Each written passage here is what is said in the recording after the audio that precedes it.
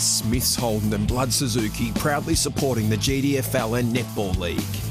For all your car needs, whether it's sales or service, think Smiths Holden and Blood Suzuki. There has never been a better time to buy a new or used car, so kick a goal today with a Holden or Suzuki deal that's just right for you. Smiths Holden and Blood Suzuki, River End, Mirabel Street, Geelong, 5222 888. Wide again, and I just wonder, Paul, if the big ground is sorting west. Work that way, then work a little bit harder and up through the middle. So the umpire throws the ball back into Kay. This time Kelly does the ruck work and the ground work, kicks the ball round the corner. Leading the race for the ball is Maxwell. He lets the ball go. Forward pocket, West gain in attack. Chance to even the scores. Kelly does the ruck work. There's one down there by Davis. Knocks the ball forward. Price picks the ball up. Goes short to the left foot. Not a good looking kick, but he's got the effect of getting it forward. Same again. He's picked the ball up. Another 2 or 3 yard kick. Kicks round the corner now. Coming back into the attacking zone for Geelong West. But it's gone wide and it'll be a free kick. Kick back into play. Goes towards centre wing. Mackenzie's a target. He's up and down before the ball gets there. At ground level, ready. Lets the ball bounce. Picked up there and now cleared by Armstrong. He goes back towards a full forward position. Over the top. Big mark. And I think that's Spengler, is it? Yeah, yes, it is. It's Andrew Spengler. He's up and taken a great mark about 25 metres out from goal. And I reckon Byron Matheson might be rubbing his ear roll there a bit because that's about how high he was. And I reckon it was his foot hit his ear. He was very high. So Spengler, a noted goal kicker for the Geelong West side, comes in from 30 metres out. Gone across or short of the goal square and it's gone. Hold them goalless for the rest of it. They'll just slowly work their way and back their fitness in and game plan in. So Callow, glorious kick again. Inside the centre square it landed. Back of the pack, Mackenzie unfortunately went without the foot. He comes back. Picks it up, round on the trusty left foot. Oh, terrible kick, straight into the arms of Melville. And in the middle of the ground for West Geelong. Melville now has the football. Skipper looking for some movement. He gets it out wide, and that's where he's gone. Long kick towards half forward, in front, in fact coming from behind. And that's a good mark there by Brereton for the west side. Now he goes back toward the corridor. It's his second kick, and the second time he's hasn't hit the ball at all well off the boot, straight into the arms of the Winchelsea defenders. Contest on centre wing. Picking up the ball for West there was Robbins. He goes round the... There's a whistle on play.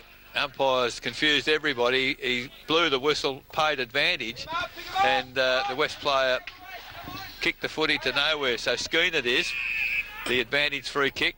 So he's still inside the centre square, looking for some movement. Winchelsea really got numbers behind the footy. Almost a free kick in the contest there to West, but they've come around this time through Armstrong.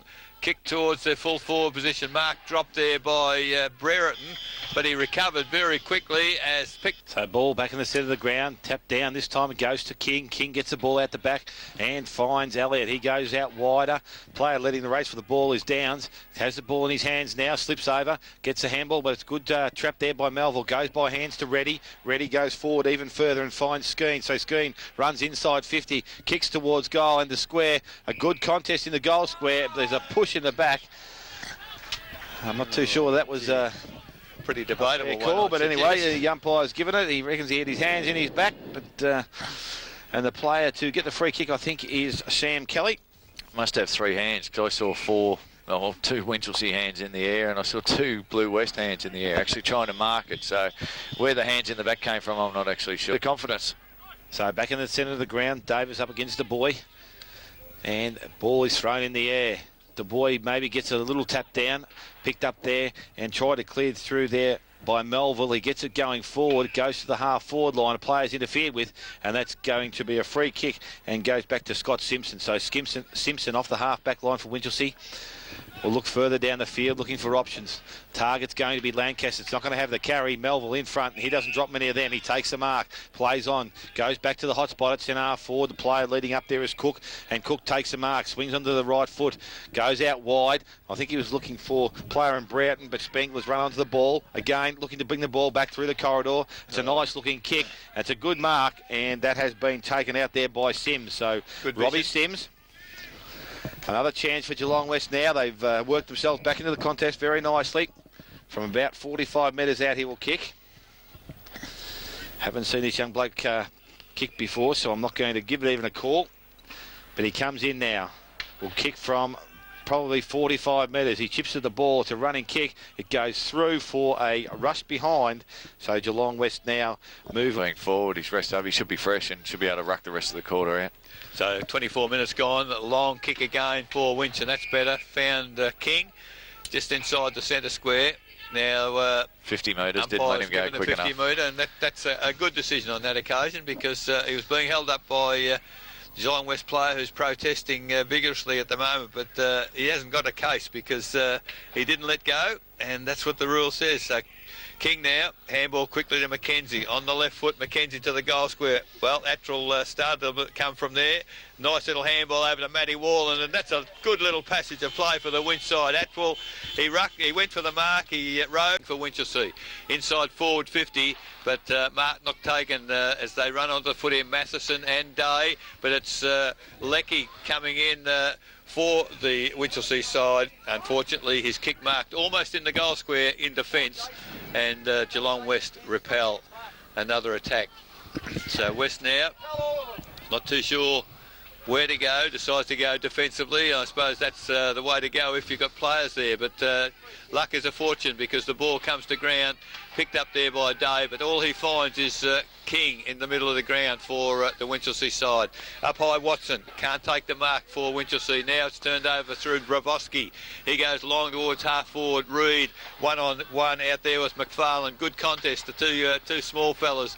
They fight it all the way as McFarlane kicks it along the ground, and they do it again. And now Attrell, can he come in and give a hand? Oh, push in the back surely to Attrell, and umpire agrees.